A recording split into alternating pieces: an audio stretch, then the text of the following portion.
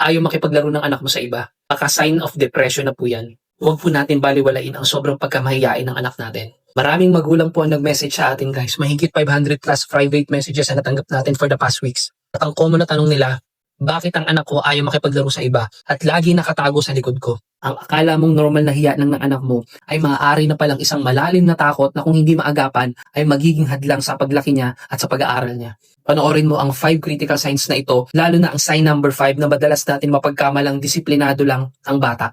Panoorin mo ng dulong itong video ito para makatulong ka sa anak mo. New day, new parenting content na naman po tayo mamis at daddies. Kahapon po sa part 1 ng ating depression series, pinag-usapan po natin ang mga toddlers. Pero ang tanong mo siguro, paano kapag lumaki na yung anak ko? Hindi na siya toddler. Again guys, nakatanggap po ang team namin ng 500 plus private messages mula po sa mga magulang na nag-aalala sa mga anak nila. At marami po sa mga magulang ng preschoolers ang nagsasabi na lagi nakatikit ang anak nila sa tabi nila. Kaya po ang ating statement for today, sikreto para malaman kung may social anxiety na ang anak mo. Ang stress po kasi guys ay nag-e-evolve din. Yung distress na nararamdaman ng toddler mo, pagdating po ng 4 to 6 years old, nagiging takot po yan sa ibang tao. Huwag po nating isiping mahiyain lang ang anak natin. Baka po nahihirapan na siya. Ito po ang 5 hidden signs ng social anxiety sa preschoolers ng anak mo.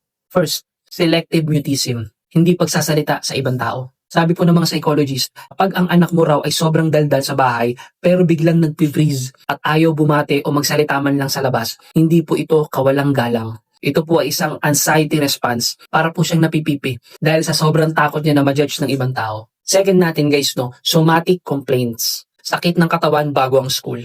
Napansin mo na ba na tuwing oras ng papasok o pupunta sa party ang anak mo, bigla na lang sasakit ang tiyan o yung ulo niya? Ayon sa experts po, ang physical pain na ito ay totoo para sa kanila. Ang emotional stress ng bata ay isinasalin ng utak nila sa physical symptoms na yan para makaiwas sa kinatatakutang social situation na yan.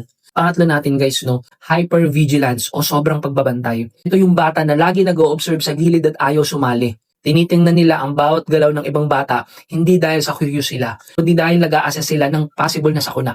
Feeling nila ay pagtatawanan lang sila o hindi sila tatanggapin ng ibang tao. Pang-apat natin guys, excessive worry about mistakes.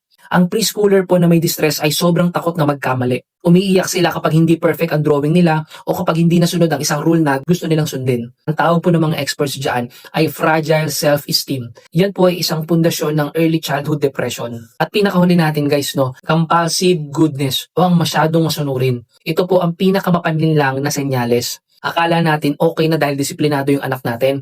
Pero sabi po ng mga psychologist, kung ang pagsunod ng anak mo ay dahil sa matinding takot na mapagalitan o nararamdaman niya na hindi siya mamahalin pag hindi siya sumunod, senyales na po ito ng inner distress. Binubura na nila ang sarili nilang kagustuhan dahil hindi sila mapanatag sa loob nila. Kaya guys, ito po mga preschool years, ito po ang mga panahon kung kailan dapat buo ang tiwala ng anak natin sa sarili nila. Kapag ang social anxiety po na yan ay hindi nabigyan ng tamang intervention, magdadala po ito ng problema pagpasok niya sa school age stage niya or 7 to 12 years old. Doon po kasi, ang hiya ay maaaring maging academic failure at extreme loneliness ng anak mo. Dahil po yan sa bullying at social pressure. Kaya bukas po sa part 3, tatalakayin naman natin ang mga mas matinding hamon sa mga batang nag-aaral na. Huwag kang mawawala dahil dito mo malalaman kung ang anak mo ay nahihirapan na sa mundo bilang isang estudyante. Kaya ikaw po, mamis at daddies, naranasan mo na ba ang iyang ng anak mo sa ibang tao na parang nanginginig na siya?